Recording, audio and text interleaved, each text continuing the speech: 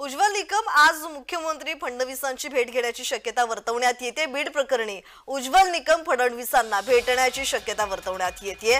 बीड हत्या प्रकरणात उज्ज्वल निकम यांची सरकारी वकील म्हणून नियुक्ती करण्याबाबत भाजपा आमदार सुरेश धस यांनी मुख्यमंत्र्यांना निवेदन दिलं होतं आणि या संदर्भात भेटही झाली होती।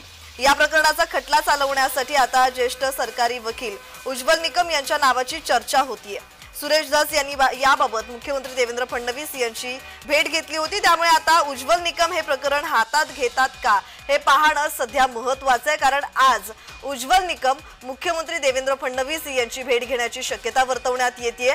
बीड प्रकरणी उज्ज्वल निकम फडणवीसांना भेटण्याची शक्यता आहे आणि या भेटी दरम्यान उज्ज्वल निकम कोणता ठोस निर्णय घेतात हे पाहणं महत्त्वाचं आहे। हे प्रकरण ते हातात घेतात का हे पाहणं महत्त्वाचं आहे आणि या संदर्भात अधिकची माहिती देत आहेत आमचे प्रतिनिधी चेतन किर्दत। चेतन, या संदर्भातला अधिकचा तपशील।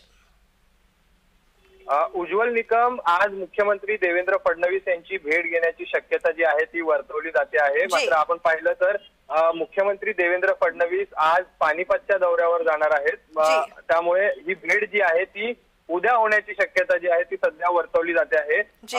भाजपचे आमदार सुरेश धस यांनी केलेल्या मागणीप्रमाणे उज्ज्वल निकम यांच्याकडे हे सर्व प्रकरण जे आहे ते देण्यात यावं अशी त्यांनी खरं तर मागणी केली होती आणि संतोष देशमुख यांचे बंधू धनंजय देशमुख यांच्याकडून देखील अशीच मागणी जी आहे ती करण्यात आली होती की हे सर्व प्रकरण जे आहे या प्रकरणात आम्हाला योग्य ती माहिती मिळत नाहीये आणि त्यामुळे हे प्रकरण जे आहे ते ऍडव्होकेट उज्ज्वल निकम यांच्याकडे देण्यात यावं आणि याच पार्श्वभूमीवर उज्ज्वल निकम जे आहेत ते मुख्यमंत्री देवेंद्र फडणवीस यांची भेट घेण्याची शक्यता वर्तवली जाते। जी जी जी जी जी चेतन, असेच जोडलेले रहा, पुढच्याही बातमीवर तुमच्याकडून माहिती अपेक्षित आहे।